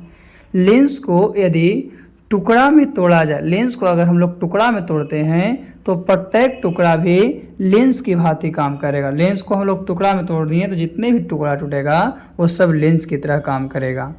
तो मोटा लेंस किरणों को दूर तक नहीं भेजता है। जो मोटा लेंस है वो किरणों को दूर तक नहीं भेजता है। वही पतला लेंस जो है वो किरणों को दूर तक भेजता है। किरणों को क्या करता है? दूर तक भेजता है। अतः दूर तक देखने के लिए पतला लेंस का प्रयोग करेंगे और दूर तक देखने के लिए हम लोग पतला लेंस का, और नज़दीक देखने के लिए मोटा लेंस का प्रयोग करेंगे। चलिए लेंस के प्रकार को देखते हैं। तो लेंस जो है मुख्यतः दो प्रकार के होते हैं। लेंस मुख्यतः दो प्रकार के होते हैं, एक कनकेव और एक कन्वेक्स, यानी एक उत्तल लेंस और एक अवतल लेंस। उत्तल लेंस जो है वो क्या है? तो उत्तल लेंस 3 प्रकार के हैं और अवतल लेंस भी 3 प्रकार के हैं। तो उत्तल लेंस के तीनों प्रकार कौन है? पहला है उभयोत्तल लेंस, दूसरा है उत्तलावतल लेंस और तीसरा है समतल उत्तल लेंस। तीसरा क्या है? समतल उत्तल, उसको बोलते हैं समतलोत्तल बोलते हैं। उसी तरह से अवतल लेंस के भी 3 प्रकार हैं। पहला है उभयावतल लेंस, दूसरा है समतलावतल लेंस जिसको समतल अवतल लेंस कहते हैं, और तीसरा है उत्तलावतल लेंस। क्या है? उत्तलावतल लेंस। तो एक उत्तल लेंस के भी आपका 3 प्रकार है और अवतल लेंस जो है अवतल लेंस का भी आपका 3 प्रकार है। तो हम पहले उत्तल और अवतल के हर प्रकार को एक करके जानते हैं। तो सबसे पहले उत्तल लेंस कहते हैं किसको? तो ऐसा लेंस जो मध्य में यानी बीच में मोटा और किनारों पर पतला होते हैं। जो बीच में मोटा रहेगा और किनारों पर पतला होता है उसी को उत्तल लेंस कहते हैं। क्या कहते हैं? उत्तल लेंस। जिसमें मध्य में तो मोटा है और किनारों में पतला, उसे उत्तल लेंस कहेंगे। और ये लेंस अनंत से आने वाली किरणों को अभिसारित करते हैं। और ये लेंस क्या करता है कि अनंत से दूर से जो किरणें आती है अनंत से, वो किरणों को अभिसारित करता है, अर्थात एक किरणों को समीप लाता है, नज़दीक लाता है। इसीलिए ना उत्तल लेंस को हम लोग अभिसारी लेंस कहते हैं। क्यों? क्योंकि इसमें किरण जो होता है ऑब्जॉर्व होता है, एक जगह पर आता है। एक क्वेश्चन पूछता है कि उत्तल लेंस को कौन सा लेंस कहा जाता है? तो उत्तल लेंस जो है उत्तल लेंस को अभिसारी लेंस कहते हैं। क्यों? क्योंकि ये अनंत से आने वाली किरणों को अभिसारित करता है, अर्थात किरणों को क्या करता है? नज़दीक लाता है, समीप लाता है। इसीलिए इसे हम लोग उत्तल लेंस को अभिसारी लेंस कहते हैं। चलिए आगे चलते हैं। तो उत्तल लेंस का उपयोग कहाँ कहाँ करते हैं? उत्तल लेंस का उपयोग कहाँ किया जाता है? तो इसका उपयोग माइक्रोस्कोप या टेलीस्कोप में करते हैं। किसमें? माइक्रोस्कोप, टेलीस्कोप आदि में उत्तल लेंस का प्रयोग करते हैं। फिर उत्तल लेंस का उपयोग कैमरा लेंस में किया जाता है क्योंकि वो स्पष्ट तस्वीर के लिए प्रकाश पर ध्यान केंद्रित करता है। फिर ओस की बूंदें उत्तल लेंस की भांति कार्य करती है। ओस की बूंदें जो है वो भी उत्तल लेंस की तरह कार्य करती है। फिर मानव नेत्र जो है उत्तल लेंस की भांति कार्य करता है क्योंकि मानव नेत्र में उत्तल लेंस पाया जाता है। इसका उपयोग आँख के सामने आने वाली रोशनी को, आने वाली जो रोशनी है, प्रकाश है, उसको तेज़ी से मोड़ने के लिए किया जाता है। तेज़ी से मोड़ने के लिए किया जाता है ताकि फोकस बिंदु छोटा हो जाए, उसका फोकस बिंदु जो है छोटा हो जाए और प्रकाश जो है रेटिना पर ठीक से केंद्रित हो जाए, रेटिना पर ठीक से केंद्रित हो जाए। ये सब प्रयोग था उत्तल लेंस का। हम लोग उत्तल लेंस के प्रकार के बारे में जानते हैं। तो उत्तल लेंस आपका 3 था। उभयोत्तल, उभयोत्तल किसको कहेंगे? तो उभयोत्तल वैसे लेंस को कहते हैं जिसके दोनों तल उत्तल होते हैं, जैसा फिगर के माध्यम से बताया गया है। समतलोत्तल, तो जिसका एक तल उत्तल रहेगा और दूसरा समतल रहेगा, उसी को हम लोग समतलोत्तल कहेंगे। उसका फिगर बताया गया है। फिर तीसरा है उत्तलावतल लेंस। तो उत्तलावतल में एक उत्तल रहेगा और एक अवतल रहेगा, उसी को उत्तलावतल कहेंगे। जैसा कि हम लोग नाम है उभयोत्तल, तो उभयोत्तल कहने का मतलब क्या? दोनों तल उत्तल होगा। दोनों तल क्या होगा? उत्तल होगा। फिर है समतलोत्तल, तो समतलोत्तल कहने का मतलब है एक तल उत्तल होगा तो दूसरा समतल होगा। फिर है उत्तलावतल, तो उत्तलावतल कहने का मतलब है कि एक तो उत्तल होगा, एक क्या होगा? उत्तल होगा, और दूसरा अवतल होगा, उसी को उत्तलावतल कहते हैं। तो ये उत्तल लेंस का प्रकार है जो कि फिगर के साथ साथ आपको फिगर दिखाया गया है, उसके साथ साथ नाम के आधार पर ही से बांटते हैं। चलिए उत्तल लेंस के बाद हम लोग अवतल लेंस की बात करते हैं। तो अवतल लेंस क्या है? तो ऐसे लेंस जो मध्य में पतले होते हैं, यानी बीच में पतले होते हैं और किनारों पर मोटे होते हैं, उसे अवतल लेंस कहते हैं। यानी बीच में क्या होगा, मध्य में पतला होगा, किनारों पर मोटा होगा। ये लेंस अनंत से आने वाली किरणों को, जो दूर से किरण आती है उसको एक दूसरे से दूर करता है, विस्थापित करता है। तो इस कारण इसे हम लोग अपसारी लेंस कहते हैं। यानी कि इसमें किरण जो है एक आने के बाद क्या होता है, दूर भागता है, फैलता है, इसलिए अपसारी लेंस कहते हैं। यह मुख्य अक्ष के समानांतर, मुख्य अक्ष के समानांतर आने वाली किरणों को, मुख्य अक्ष के समानांतर आने वाली किरणों को कई दिशों में फैला देता है, कई डायरेक्शन में, कई दिशाओं में फैला देता है ना। अतः अपसारी होता है। क्या होता है? अपसारी होता है। यह दूर की वस्तुओं को देखने में काम आता है। और ये जो है किसको, तो दूर की वस्तुओं को देखने में काम आता है। ये उत्तल लेंस के बारे में जाने, किसके बारे में? उत्तल लेंस के, जिसके बीच में पतला, किनारों में मोटा, और इसे अपसारी लेंस कहते हैं। चलिए इसका उपयोग के बारे में जानते हैं। तो अवतल लेंस का उपयोग, अवतल लेंस का उपयोग कहाँ होता है? तो पानी का बुलबुला हो गया, अवतल लेंस की भांति काम करता है। पानी का बुलबुला जो है अवतल लेंस की तरह कार्य करता है। वही चश्मे में अवतल लेंस का प्रयोग किया जाता है। चश्मा जो है, चश्मे में भी अवतल लेंस का प्रयोग किया जाता है। इससे व्यक्ति दूर की वस्तु को अधिक स्पष्ट रूप से देख पाता है, और इससे दूर की वस्तु को क्या करता है कि अधिक स्पष्ट रूप से देख पाता है। फिर है फ्लैश लाइट में, किसमें? फ्लैश लाइट जो है उसमें भी अवतल लेंस का उपयोग किया जाता है। फ्लैश लाइट में भी अवतल लेंस का उपयोग किया जाता है। उसके बाद पिलहोज, यानी दरवाजे का दर्शक। पिलहोल कहने का मतलब क्या है? जो दरवाजे में थोड़ा सा छेद होता है, वो दरवाजे का दर्शक में अवतल लेंस का उपयोग किया जाता है। देखिए कोई घर में क्या लगा हुआ रहता है अंदर से, तो किसके लिए? तो दरवाजे से के बाहर जो है तो देखता है कि कौन है और कौन नहीं है। तो ये सब उत्तल लेंस के उपयोग के कारण होता है। किसके कारण? उत्तल लेंस। चलिए अब हम लोग उत्तल लेंस के प्रयोग के बारे में देखते हैं। उसके बाद क्या प्रकार। तो अवतल लेंस के भी 3 प्रकार हैं। जिस तरह से उत्तल लेंस का 3 प्रकार था, उसी तरह से अवतल लेंस के भी 3 प्रकार हैं। पहला है उभयावतल लेंस। उभयावतल कहने का मतलब जिसका दोनों तल अवतल होगा। उभयावतल कहने का मतलब क्या है कि वैसा लेंस जिसका दोनों तल अवतल है उसे उभयावतल कहते हैं। समतलावतल कहने का मतलब क्या है कि एक पृष्ठ तो अवतल रहेगा, एक अवतल रहेगा और दूसरा समतल रहेगा। एक अवतल रहेगा और दूसरा समतल रहेगा, उसी को समतलावतल कहते हैं। फिर है उत्तलावतल लेंस। तो उत्तलावतल कहने का मतलब क्या है कि इसका एक तल तो अवतल रहेगा और दूसरा उत्तल रहेगा। एक अवतल रहेगा और दूसरा उत्तल रहेगा, उसी को उत्तलावतल कहेंगे। तो फिगर में जैसा कि दिखाया गया है कि दोनों तल अवतल है तो उसे उभयावतल कहेंगे। एक अवतल है, एक समतल है तो उसे समतलावतल कहेंगे। एक आपका अवतल है, दूसरा उत्तल है तो उसे उत्तलावतल कहेंगे। तो ये है प्रकार अवतल लेंस का। चलिए थोड़ी सी किरण आरेख के बारे में जानते हैं। देखिए ओ है, ओ को प्रकाश केंद्र कहते हैं। इस तरफ F1 टू F1 और इन्फिनिटी तक, उस तरफ F2 टू F2 और इन्फिनिटी तक। तो इसमें 3 नियम काम करते हैं। कितने नियम? 3 नियम। कहीं पे ऑब्जेक्ट को रखेंगे तो जो प्रकाश केंद्र है, प्रकाश केंद्र के समानांतर जाएगा और लेंस से अपवर्तन के बाद दूसरी ओर की मुख्य फोकस से गुजरेगा। जैसे F1 और 2F1 के बीच में रखते हैं तो ये सबसे पहले तो पैरेलल जाएगा, पैरेलल जाने के बाद F2 से गुजरेगा। कहाँ से गुजरेगा? F2 से गुजरेगा। एक कंडीशन। दूसरा क्या, जो ऑब्जेक्ट है वो खुद प्रकाश केंद्र से यानी O से गुजरेगा। किससे? प्रकाश केंद्र यानी O से गुजरेगा, याद रखना है। फिर है तीसरा क्या है कि अगर कोई फोकस से गुजरता है, तो लेंस से अपवर्तन के बाद वो हमेशा जो होता है अपने प्रधान अक्ष के समानांतर होता है, प्रधान अक्ष के समानांतर। तो कहीं पे भी रखेंगे तो ये 3 नियम को आप लोग को फॉलो करना है। तो देखते हैं कि कहाँ पे रखने पर किस तरह का प्रतिबिंब बनता है। तो उत्तल लेंस में अगर वस्तु को अनंत पर रखते हैं तो इसकी प्रतिबिंब F2 पर बनेगी। अनंत पर रखने पर इसकी प्रतिबिंब F2 पर बनेगी। अत्यधिक छोटा बनेगी, वास्तविक और उल्टा बनेगा, वास्तविक और उल्टा बनेगा। वही 2F2 पर रखते हैं 2F1 पर तो F2 और 2F2 के बीच बनेगा, छोटा बनेगा, वास्तविक और उल्टा बनेगा। 2F1 पर रखते हैं तो 2F2 पर बनेगा और जब समान आकार का बनेगा, कोई बड़ा छोटा नहीं, ये वास्तविक बनेगा और उल्टा बनेगा, वास्तविक बनेगा और उल्टा बनेगा। फिर है 2f1 और f1 के बीच रखेंगे तो 2f1 और f1 के बीच रखने पर 2f2 से परे यानी 2f2 से पीछे बनेगा, बढ़ा हुआ बनेगा, वास्तविक और उल्टा बनेगा।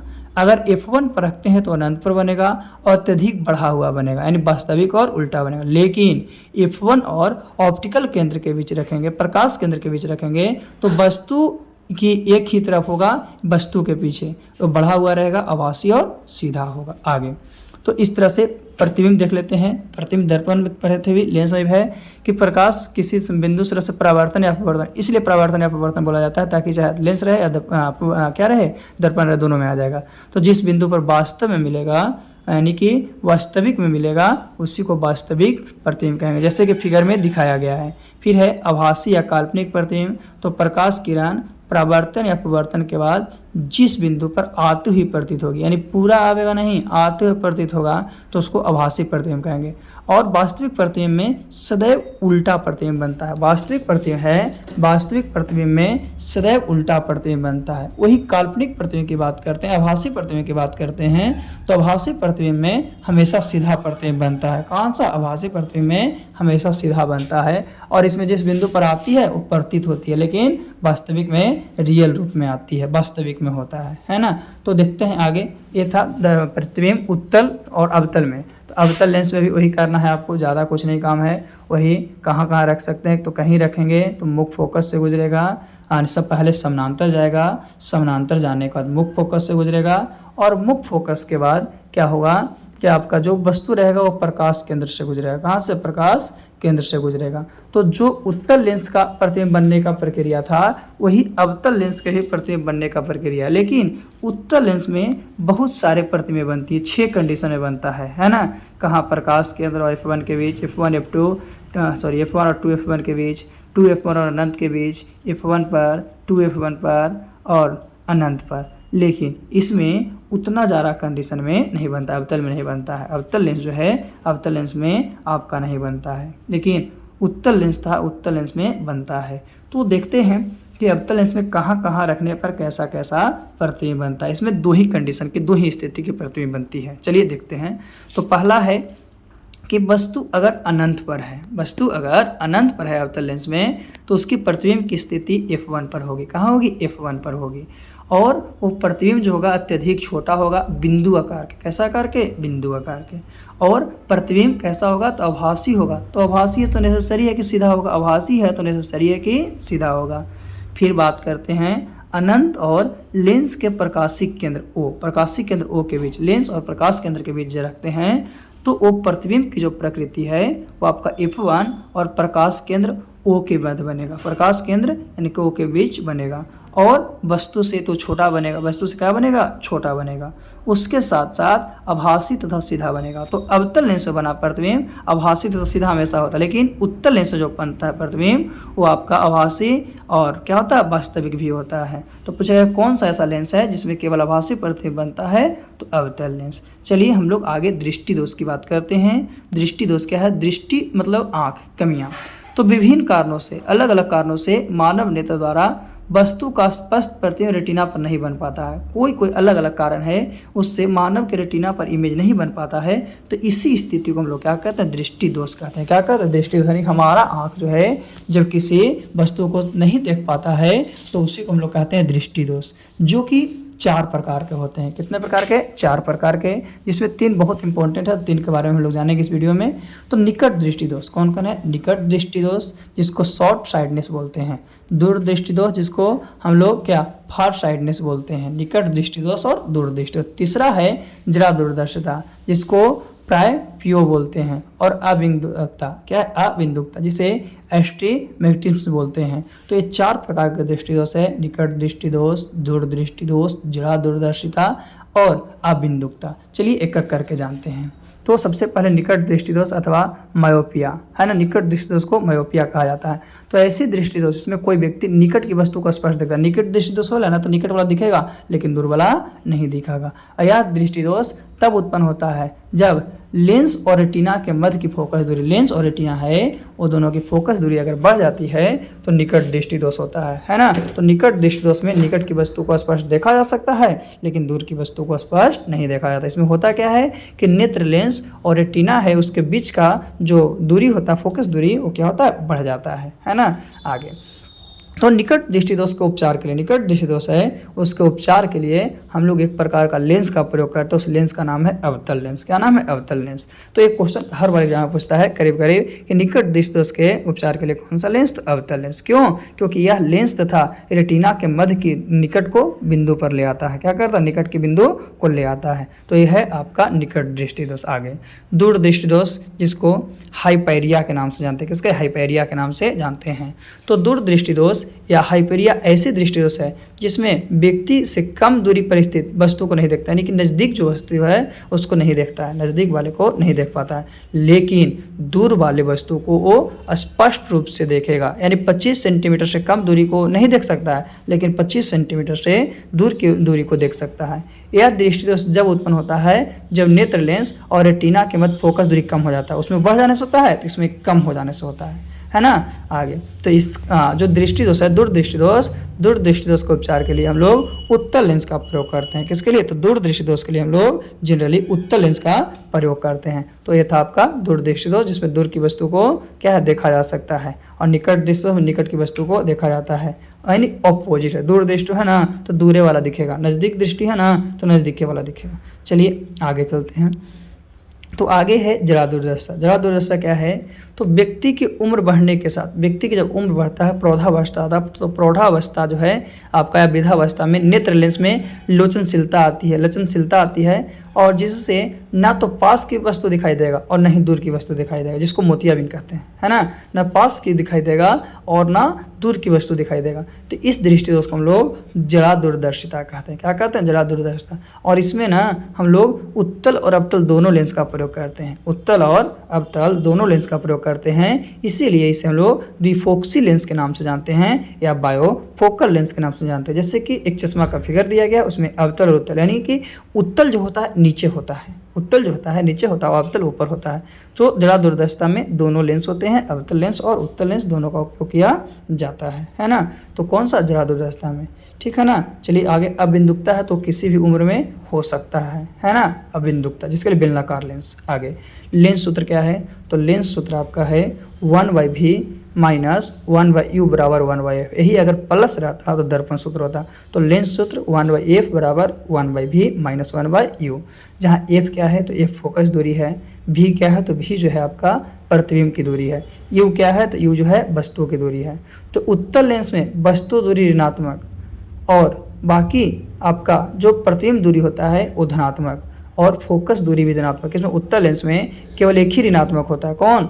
तो वस्तु दूरी। लेकिन अवतल लेंस की बात करते हैं तो अवतल लेंस में आपका वस्तु दूरी हो गया, फोकस दूरी हो गया, प्रतिबिंब दूरी हो गया, इस सब के सब नेगेटिव में होते हैं। तो याद रखना है कि उत्तल लेंस में केवल ऋणात्मक कौन होता है? तो उत्तल में केवल ऋणात्मक आपका वस्तु दूरी होती है, लेकिन अवतल में आपका वस्तु दूरी, फोकस दूरी और क्या है, प्रतिबिंब दूरी, सभी के सभी निगेटिव होते हैं, सभी के सभी निगेटिव होते हैं। चलिए थोड़ी सी और जानते हैं लेंस की क्षमता के बारे में। तो लेंस की क्षमता क्या है देखिएगा, तो लेंस द्वारा प्रकाश की किरणों को मोड़ने की क्षमता, लेंस के द्वारा प्रकाश की मोड़ने की क्षमता को लेंस की क्षमता कहते हैं। और यह फोकस दूरी का उल्टा होता है, फोकस दूरी यानी एफ का उल्टा होता है। और लेंस की क्षमता डायोप्टर होता है, जिसे मीटर इनवर्स के नाम से भी जानते हैं। किसके? मीटर इनवर्स के नाम से भी जानते हैं। तो क्षमता और फोकस दूरी में अंतर क्या है? तो P बराबर 1/f, यानी उत्तल लेंस की फोकस दूरी तथा क्षमता दोनों धनात्मक होती है, जबकि अवतल लेंस की फोकस दूरी और क्षमता दोनों क्या होती है? ऋणात्मक होती है, दोनों के दोनों ऋणात्मक होते हैं। ऐसे जो लेंस की क्षमता है उसका मात्रक जो है डायोप्टर और मीटर इनवर्स 1 होता है। क्या होता है? मीटर इनवर्स 1 होता है। तो ये था आज आपका लेंस का टॉपिक। फिर आज हम लोग मानव नेत्र के बारे में जानते हैं, ह्यूमन आइज के बारे में। तो मानव नेत्र जो है शरीर का वह अंग है जिसकी जो विभिन्न उद्देश्यों से प्रकाश की प्रतिक्रिया करता है, यानी कि मानव आँख एक ऐसा आँख है जिसके सहारे किसी वस्तु को देखा जाता है। वह एक ज्ञानेंद्रियाँ है और उस ज्ञानेंद्रियों की सहायता से हम लोग किसी वस्तु को देखते हैं। जो मानव नेत्र होता है वो लगभग 1 करोड़ रंगों में अंतर कर सकता है, 1 करोड़ रंग को पहचान सकता है, अंतर बता सकता है। और जो मानव आँख होता है, मानव आँख का व्यास लगभग 2.5 सेंटीमीटर यानी 25 मिलीमीटर होता है और इसका जो आकार है वो गोलाकार होता है गेंद की तरह, और इसमें कुछ तरल पदार्थ भरी रहती है। यानी मानव नेत्र जो है आपका शरीर का वह विभिन्न अंग है जो प्रकाश की प्रतिक्रिया करता है। बिना प्रकाश के मानव आपका नेत्र काम नहीं कर सकता है और इसी के सहारे किसी वस्तु को देखते हैं। यह जो है लगभग 1 करोड़ रंग को अंतर करता है। तो इसमें एक लेंस लगा होता है जिसके बारे में जानते हैं। तो पुतली के पीछे, पुतली जो होता है उसके पीछे एक पारदर्शी संरचना होती है, एक पारदर्शी संरचना होती है, उसी को हम लोग लेंस कहते हैं। उसी को क्या कहते हैं? लेंस कहते हैं। और सिलियरी मांसपेशियां की क्रिया से, जो सिलियरी मांसपेशियां की क्रिया है, इससे यह रेटिना पर क्या करता है कि रेटिना पर प्रकाश को केंद्रित करने के लिए अपना आकार बदलता है, प्रकाश को ऑब्जर्व करने के लिए अपने आकार को, साइज को बदलता है। दूर की वस्तुओं को ध्यान केंद्रित करने के लिए यह पतला होता है, और दूर की वस्तु है अगर उसको पर ध्यान केंद्रित करता है तो यह पतला होता है, लेकिन यही अगर नज़दीक की वस्तु को क्या कर ध्यान केंद्रित करता है तो यह मोटा हो जाता है ना। और यह जो है मानव में लेंस जो उत्तल लेंस की तरह कार्य करता है। किसकी तरह? उत्तल लेंस की तरह कार्य करता है। यानी कि लेंस जो है रेटिना पर जो प्रकाश है केंद्रित करने वाला उसको अपने आकार बदलता है, और दूर के लिए क्या करता है? पतला होता है, नज़दीक के लिए मोटा होता है। चलिए आगे चलते हैं। तो सिलियरी मांसपेशियां क्या है? तो सिलियरी मांसपेशियां लेंस की फोकस दूरी को नियंत्रित करते हैं। जो सिलियरी मांसपेशियां है, हमारा लेंस है, लेंस की फोकस दूरी को नियंत्रित करता है, घटाता बढ़ाता है। जब सिलियरी मांसपेशियां जो है आपका फैलती है तो लेंस मोटा होता है। सिलियरी मांसपेशियां फैलेगा तो लेंस मोटा होगा, और मोटा होने के साथ इसकी फोकस दूरी कम हो जाती है। क्या होगा कि जब ये मोटा होगा तो इसकी फोकस दूरी कम हो जाएगी। वही जब सिलियरी मांसपेशियां सिकुड़ेगा, क्या होगा? सिकुड़ेगा तो लेंस पतला हो जाएगा, और जैसे ही जब लेंस पतला हो जाएगा तो इसकी फोकस दूरी बढ़ जाती है। तो ये सिलियरी मांसपेशियां का कार्य कि ये फोकस दूरी को नियंत्रित करता है। जब ये लेंस मोटा होता है तो इसकी फोकस दूरी क्या होती है? कम हो जाती है, लेकिन जब ये क्या होता है? सिकुड़ता है, पतला होता है, तो इसकी फोकस दूरी बढ़ जाती है। ये है मानव नेत्र में सिलियरी मांसपेशियां का कार्य। क्या? मानव नेत्र में सिलियरी मांसपेशियां का कार्य। चलिए आगे हम लोग चलते हैं। सिलियरी मांसपेशियां के बाद मानव नेत्र में क्या है? तो मानव नेत्र में हम लोग बात करते हैं रेटिना। तो रेटिना जो होता है मनुष्य की आँख के पिछले पर्दे को रेटिना कहते हैं। मनुष्य जो है आँख है, आँख के पिछले जो पर्दा है उसी को रेटिना कहते हैं। और मानव आँख एक वस्तु का प्रतिबिंब कहाँ? तो जो आदमी के आँख में जो प्रतिबिंब बनता है, इमेज बनता है, वो रेटिना पर ही बनता है। कहाँ बनता है? रेटिना पर। रेटिना जो है आँखों से अंदर पीछे की तरफ एक उत्तक की पतली सी परत जैसा होता है। रेटिना क्या है? तो आँखों के अंदर पीछे की तरफ एक उत्तक की पतली सी परत जैसा होता है। यह ऑप्टिकल नस के पास होता है। ये जो है आपका ऑप्टिकल नस के पास होता है। तो रेटिना क्या है? रेटिना का काम है उस रोशनी को प्राप्त करना जिसे लेंस ने फोकस किया। यानी रेटिना का काम क्या करेगा? तो उस रोशनी को ऑब्जर्व करेगा जिसको लेंस ने फोकस किया, और उस रोशनी को समान संकेतों में बदलकर मस्तिष्क को संकेत भेजता है ताकि आप देख सके। ये है आपका रेटिना का काम। किसका काम है? रेटिना का काम। और भी रेटिना का काम है, थोड़ी सी हम लोग और देखते हैं। एक काम और है रेटिना का, क्या कि रेटिना जो है मानव नेत्र में रेटिना उस पर जो इमेज बनाता है वो वास्तविक और उल्टा बनाता है। कैसा? वास्तविक और उल्टा बनाता है रेटिना। चलिए आगे देखते हैं। तो आगे है ऑप्टिक तंत्रिका, जिसमें हम लोग किसी वस्तु को देखते हैं, साइज वगैरह का पता चलता है। तो ऑप्टिकल तंत्रिका आंखें जो देखती है उसकी छवियां मस्तिष्क तक, दिमाग तक पहुंचती है, और ये 2 प्रकार के होते हैं जिसमें क्षण और शंकु। क्या? एक क्षण होते हैं और एक शंकु होते हैं। यानी ऑप्टिकल तंत्रिका जो है वो 2 प्रकार के हैं। ये क्या करता है? तो हमारी आंख जो देखती है उसकी छवियां को क्या करती है? मस्तिष्क तक पहुंचाता है, दिमाग तक पहुंचाती है।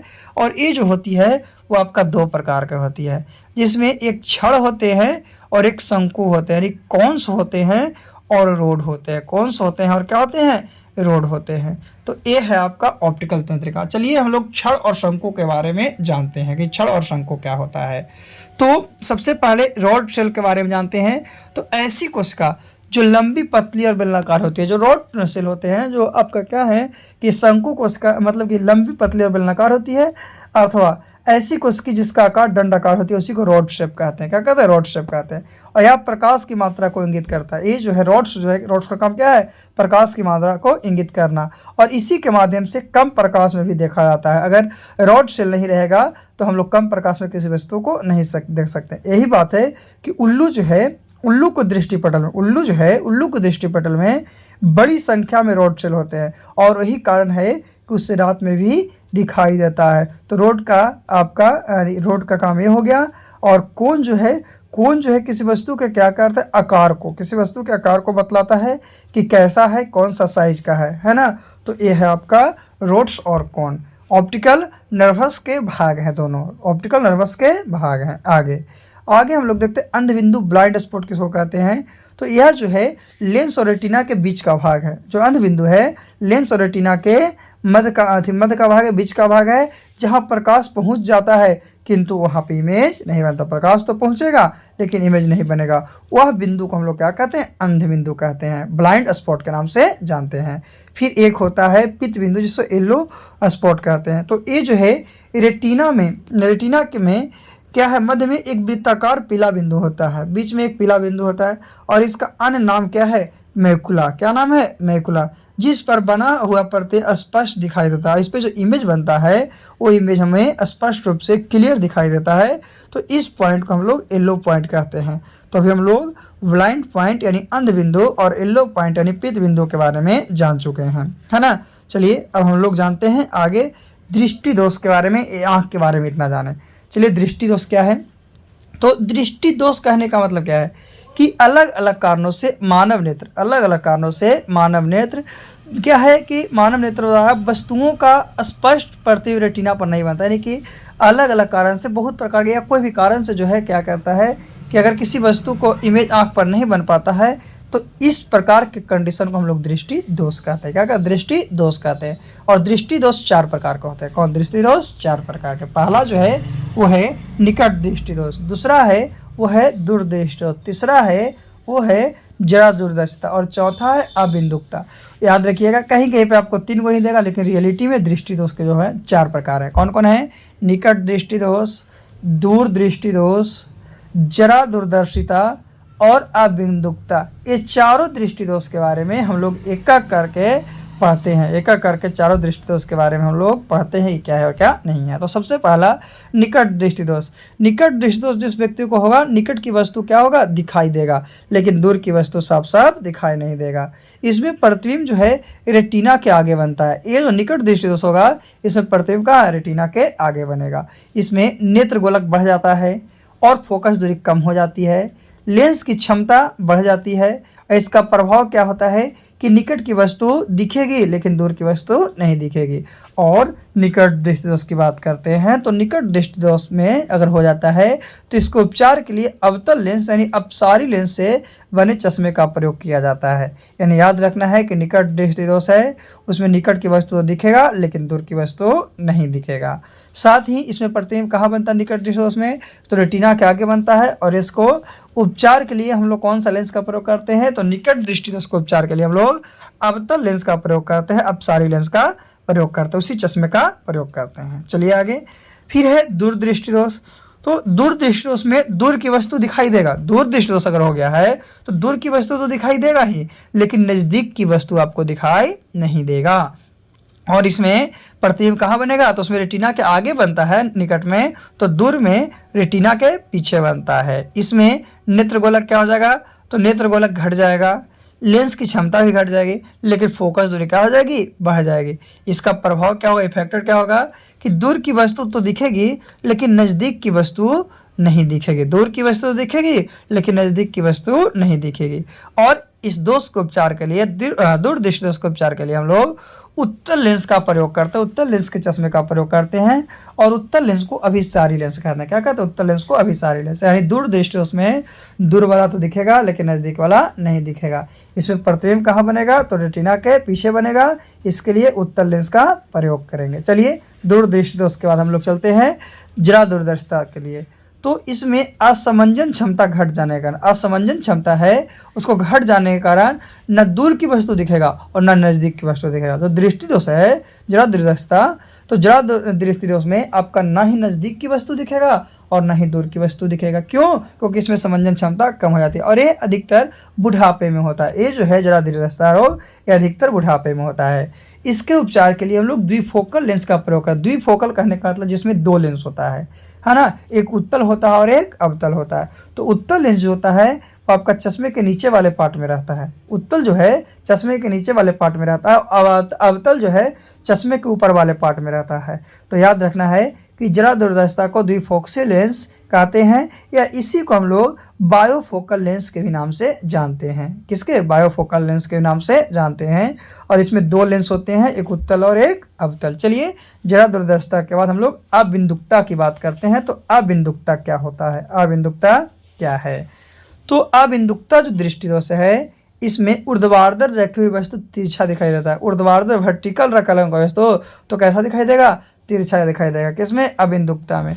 और इसको उपचार के लिए हम लोग बेलनाकार लेंस का प्रयोग कर, जो अबिंदुकता है, अबिंदुकता के उपचार के लिए हम लोग किसका? बेलनाकार लेंस का प्रयोग करते हैं। और ये जो आपका रोग है वो कभी भी किसी भी आयु में किसी भी लिंग के व्यक्ति को हो सकता है। ऐसा नहीं है कोई एक लिंग को एक आयु में एक समय में हो सकता है। एक कभी भी किसी को भी हो सकता है। कौन सा? अबिंदुकता, है ना। इसमें क्या होता है कि वर्टिकल भी रखी वस्तु है वो है आपका तिरछा दिखाई देगा। कैसा दिखाई देगा? तिरछा। और इसके लिए बेलनाकार लेंस का प्रयोग करते हैं। आगे बात करते हैं मोतियाबिंद की। मोतियाबिंद क्या है?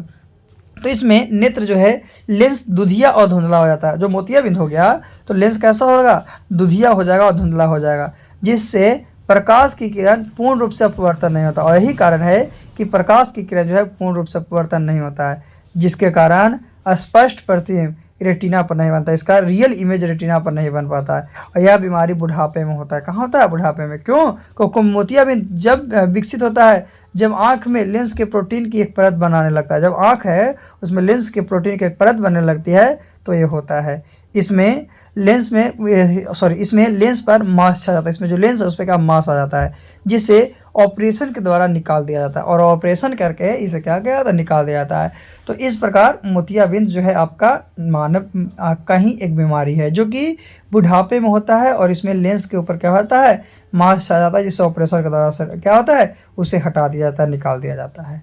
फिर है मोतियाबिंद के बाद पार्श्व विस्थापन। ये जो है बीमारी नहीं है, एक प्रकार की परिघटना है। इसमें दर्पण में देखते हैं तो कुछ अक्षर पलट जाते हैं और पलटने की घटना को पार्श्व परिवर्तन कहते हैं। जैसे कि एम्बुलेंस लिखा रहता है उल्टा, लेकिन हम लोग को दिखता है कैसा? सीधा। तो पार्श्व परिवर्तन यानी कि किसी वस्तु का दाहिना भाग बामा और बायां भाग दाहिना होता है। लेकिन कुछ अक्षर ऐसे भी हैं जिसका पार्श्व विस्थापन नहीं होता, जैसे ए हो गया, आई हो गया, ओ हो गया, एक्स हो गया। ये सब का कोई प्रकार का आपका पार्श्विक परिवर्तन नहीं होता है। फिर मानव नेत्र रेटिना पर प्रतिबिंब का प्रभाव लगभग 1/16 सेकंड तक रहता है। मानव नेत्र में रेटिना पर प्रतिबिंब का प्रभाव लगभग 1/16 सेकंड तक रहता है। और स्वस्थ आंखें जो होती है 6/6 होती है। स्वस्थ आंखें 6/6 होती है। और मानव की आंख 576 मेगापिक्सल की होती है। कितना? मानव की जो आंख है 576 मेगापिक्सल की होती है। और स्पष्ट दृष्टि के लिए देखते हैं तो न्यूनतम दूरी मानव नेत्र का जो 25 सेंटीमीटर है, और अधिकतम दूरी जो है अनंत है। अधिकतम दूरी क्या है? अनंत है। इससे कम दूरी 25 सेंटीमीटर से कम दूरी रहेगा तो कोई वस्तु को हम लोग स्पष्ट रूप से नहीं देख सकते। तो याद रखना है कि मानव नेत्र में जो प्रतिबिंब बनता है उसका लगभग प्रभाव 1/16 सेकंड तक रहता है। मानव नेत्र जो है आपका 6/6 होती है, 576 मेगापिक्सल होती है, 25 सेंटीमीटर न्यूनतम और अधिकतम अनंत होती है। फिर है आपका दर्शन कोण। दर्शन कोण क्या है? तो कोई वस्तु हमारी आंख पर जितनी डिग्री का कोण बनाता है, कोई वस्तु है हमारी आंख पर जितनी डिग्री का कोण बना रहा है उसी कोण को दर्शन कोण कहते हैं। और पास रखी वस्तु का दर्शन कोण बड़ा होता है, अतः वह बड़ी दिखाई देती है। पास रखी वस्तु का दर्शन कोण बड़ा होता है, इसलिए वो बड़ी दिखाई देती है। और जब वस्तु दूर है तो दर्शन छोटा होता है, और जब दूर रहता है यही कारण है कि वह छोटा दिखाई देता है। दूर वाला क्या दिखाई देता है? छोटा। और नजदीक वाला क्या दिखाई देता है? बड़ा दिखाई देता है। तो ये था दर्शन कोण। तो आज का टॉपिक था आपका क्या? मानव नेत्र और उसके दृष्टि दोष। मानव नेत्र और उसके दृष्टि दोष। फिर से हम लोग अगले टॉपिक के साथ पुनः मिलते हैं। तो ये क्लास 10th का आपका क्या था? टॉपिक था, बहुत इम्पोर्टेंट। आज हम लोग मानव नेत्र से चुने हुए क्वेश्चन को जानते हैं। तो सबसे पहला मानव नेत्र में कि मानव नेत्र जो है जिसकी न्यूनतम दूरी 25 सेंटीमीटर होती है और अधिकतम दूरी अनंत होती है। जो आँख है मानव आँख वो कम से कम 25 सेंटीमीटर दूरी को देख सकता है और अधिकतम जो है वो अनंत तक देख सकता है। जो मानव नेत्र है उसमें उत्तल लेंस पाया जाता है, इसीलिए उत्तल लेंस को हम लोग नेत्र लेंस भी कहते हैं। और इसमें बना जो प्रतिबिंब होता है वो आपका वास्तविक, उल्टा और वस्तु से छोटा होता है। यानी मानव नेत्र में जो प्रतिबिंब बनता है वास्तविक, उल्टा और वस्तु से छोटा होता है। जो मानव नेत्र है, मानव नेत्र में कच्चाव द्रव या नेत्रोध के कारण आंसू आता है। आंसू आने का प्रमुख कारण क्या है? तो कच्चाव द्रव या नेत्रोध, जो कि लेंस और रेटिना के बीच स्थित होता है, जो लेंस और रेटिना के बीच स्थित होता है। तो मानव नेत्र जो है कभी क्या है कि दूर स्थित वस्तु या निकट स्थित वस्तु को नहीं देख पाता है, तो दोष कहलाता है, जो 4 होते हैं। कितने? 4। इसमें निकट दृष्टि दोष है, तो निकट दृष्टि दोष मतलब निकट दृष्टि दोष होगा तो निकट की वस्तु नहीं दिखेगा। कभी कभी पूछता है कि वैसे दृष्टि दोष जिसमें निकट की वस्तु साफ साफ क्या है? दिख रही है। तो निकट की वस्तु अगर साफ साफ दिख रही है तो आपका क्या है? निकट दृष्टि दोष हुआ है ना। यानी जो दोष होता है वो वाला नजर आता है, लेकिन निकट दृष्टि दोष में आपका दूर की वस्तु नहीं दिखेगा। और निकट दृष्टि दोष के उपचार के लिए अवतल लेंस का प्रयोग करते हैं। एक क्वेश्चन अक्सर पूछता है। फिर बात करते हैं दूर या दीर्घ दृष्टि दोष में दूर की वस्तु आपको दिखेगा लेकिन नज़दीक की वस्तु नहीं दिखेगा, और इसके लिए उत्तल लेंस का प्रयोग किया जाता है। फिर है जरा दूरदर्शिता। तो जरा दूरदर्शिता में आपका क्या है कि ये शरीर में लचीले फैलाने के कारण होता है, और इसमें बायोफोकल लेंस का प्रयोग करते हैं, जिसको द्विफोक्सी लेंस भी कहते हैं। बायोफोकल कहने का मतलब उत्तल और अवतल दोनों लेंस होंगे। फिर अबिंदुकता की बात करते हैं। तो अबिंदुकता दृष्टि दोष के लिए गोलीय बेलनाकार लेंस का प्रयोग करते हैं। अबिंदुकता दृष्टि दोष के लिए गोलीय बेलनाकार लेंस का प्रयोग करते हैं। फिर है छड़ और शंकु। छड़ और शंकु के कारण ही हम लोग किसी रंग को, किसी कलर को पहचानते हैं या उसके आकार को पहचानते हैं। बिना छड़ और शंकु के उसके आकार या रंग को नहीं पहचाना जा सकता है। फिर बात करते हैं प्रिज्म की। तो प्रिज्म जो है 5 सतहों का बना होता है, 5 सतहों से घिरा होता है, और इसमें जो बना कोण होता है वो 60 डिग्री के होता है। यानी प्रिज्म में 5 सतह है और इसमें बना हर कोण, जितने भी कोण बना हुआ है वो सब का सब 60 डिग्री होता है। तो ही मानव नेत्र से हम लोग 9 क्वेश्चन को देख चुके हैं। चलिए हम लोग आगे 10वें क्वेश्चन को देखते हैं। तो 10वां जो है सनलाइट, सूर्य की प्रकाश है, और दुधिया बल्ब है, जो उजले वाले बल्ब है, उसके प्रकाश को श्वेत प्रकाश कहा जाता है। सूर्य के प्रकाश को और दुधिया बल्ब के प्रकाश को श्वेत प्रकाश कहा जाता है। फिर लाल हो गया, हरा हो गया और नीला हो गया, ये 3 जो है प्राथमिक रंग है। और पीला हो गया, पिकॉक नीला हो गया और मैजेंटा हो गया, ये तीनों जो है आपका द्वितीयक रंग है। तो लाल रंग जो है, लाल रंग का तरंगदैर्घ्य जो होता है सबसे ज़्यादा होता है, और जिसका भी तरंगदैर्घ्य ज़्यादा होता है उसका विचलन कम। तो ये क्वेश्चन पूछता है कि कौन सा ऐसा वर्ण है जिसका विचलन कम होता है? तो लाल का, और सबसे ज़्यादा तरंगदैर्घ्य भी लाल का होता है। लेकिन बैगनी जो रंग है, बैगनी रंग का तरंगदैर्घ्य कम होता है तथा इसका विचलन सबसे अधिक होता है। बैगनी रंग है जिसका तरंगदैर्घ्य जो होगा, वेवलेंथ जो होगा आपका क्या होगा? कम होगा, लेकिन इसका विचलन क्या होता है? अधिक होता है। फिर हम लोग बात करते हैं तरंगदैर्घ्य का मान जो होता है आपका। तो तरंगदैर्घ्य के मान नैनोमीटर में आपका 400 से लेकर 700 नैनोमीटर होता है। 400 से लेकर 700 नैनोमीटर होता है। वही 1 नैनोमीटर की बात करते हैं तो 1 नैनोमीटर में 10 के पावर -9 मीटर होता है। तो कभी कभी उल्टा पूछता है कि 1 मीटर बराबर कितना नैनोमीटर होगा? तो 1 मीटर बराबर 10 के पावर 9 नैनोमीटर होगा। तो अगर उल्टा पूछेगा तो ऐसे, नहीं तो 1 नैनोमीटर 10 के पावर -9 मीटर के बराबर होता है। और 1 एंगस्ट्रम जो है आपका 10 के पावर -10 मीटर के बराबर होता है। 1 एंगस्ट्रम जो है 10 के पावर -10 मीटर के बराबर होता है। फिर बात करते हैं लाल रंग का। तो लाल रंग का तरंगदैर्घ्य जो है 620 से लेकर 700 नैनोमीटर होता है। लाल रंग का तरंगदैर्घ्य 620 से 700 नैनोमीटर होता है। वही बैगनी रंग जो है, तो बैगनी रंग का तरंगदैर्घ्य 400 से लेकर 440 नैनोमीटर होता है। तो आगे बात करते हैं बैजानी हा पिनाला में 7 रंगों का मिश्रण। बै कहने का था बैगनी, जा कहने जामुनी, नी कहने का था नीला, हा कहने का था हरा, पी से पीला, ना से नारंगी, ला से लाल। ये 7 रंगों का मिश्रण है, उसी को हम लोग बैजानी हा पिनाला कहते हैं। फिर है स्पेक्ट्रम या वर्णपट का एक सिरा जो होता है, स्पेक्ट्रम का एक सिरा बैगनी कलर का होता है, दूसरा सिरा लाल कलर का होता है। फिर बात करते हैं कि प्रकीर्णन का अर्थ क्या है। तो प्रकीर्णन का अर्थ होता है फैलाना, छितराना या बिखरना। कोई चीज़ पढ़ने के बाद फैल जाएगा तो ही प्रकीर्णन कहलाएगा। फिर है कि रेले नामक वैज्ञानिक जो थे वो क्या बताए थे, टिंडल प्रभाव की जानकारी के बारे में रेले नामक वैज्ञानिक ने आपको बताए थे। कौन? तो रेले नामक वैज्ञानिक टिंडल प्रभाव की जानकारी के बारे में बताए थे। फिर है आपका कि अंतरिक्ष यात्री को आकाश जो है नीला की अपेक्षा काला प्रतीत होता है। ऐसा पूछता है कि अंतरिक्ष यात्री को आकाश कैसा प्रतीत होता है, तो काला। क्यों? क्योंकि वहाँ पे प्रकाश का परिकिरणन नहीं होता। जहाँ प्रकाश का परिकिरणन ही नहीं होगा वो सब जगह कैसा होगा, काला होगा।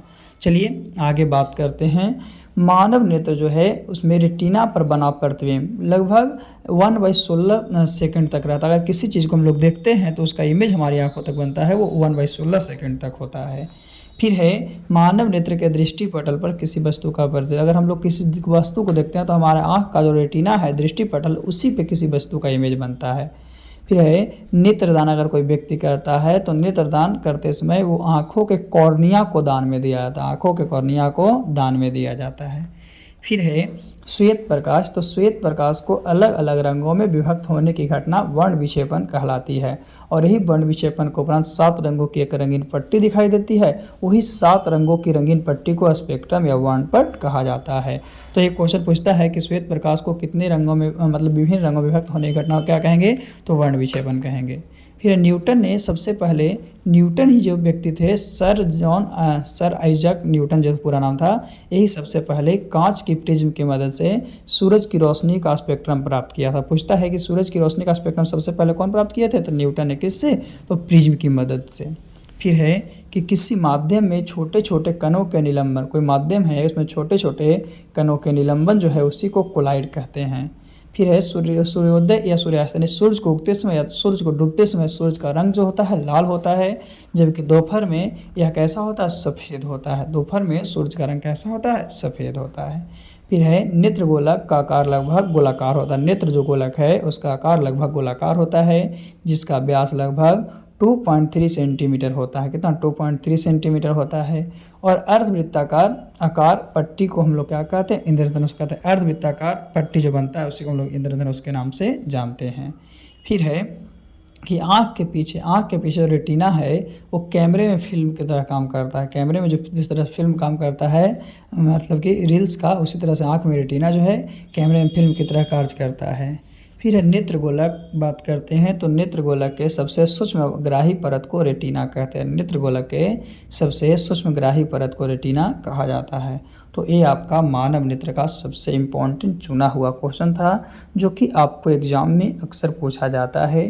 तो ये आप याद रख लीजिएगा। अगले दिन हम आपको जो भी वीडियो के साथ आएंगे जो कि आपके एग्ज़ाम के लिए बहुत ज़रूरी है। तो आज के लिए इतना ही क्वेश्चन, जिसमें आपको 33 क्वेश्चन को बताया गया है। आप लोग अच्छे से पढ़कर इसे ध्यान में रखिएगा। और अगर आपको PDF की ज़रूरत होगी तो आपको एक नंबर है जिस पे इसे आपका दिया गया है, या चैनल को सब्सक्राइब कीजिएगा तो उसमें से आप कमेंट के माध्यम से आप PDF को प्राप्त कर सकते हैं। तो आज के लिए इतना ही काफ़ी है। फिर से हम लोग मिलते हैं अगले वीडियो में।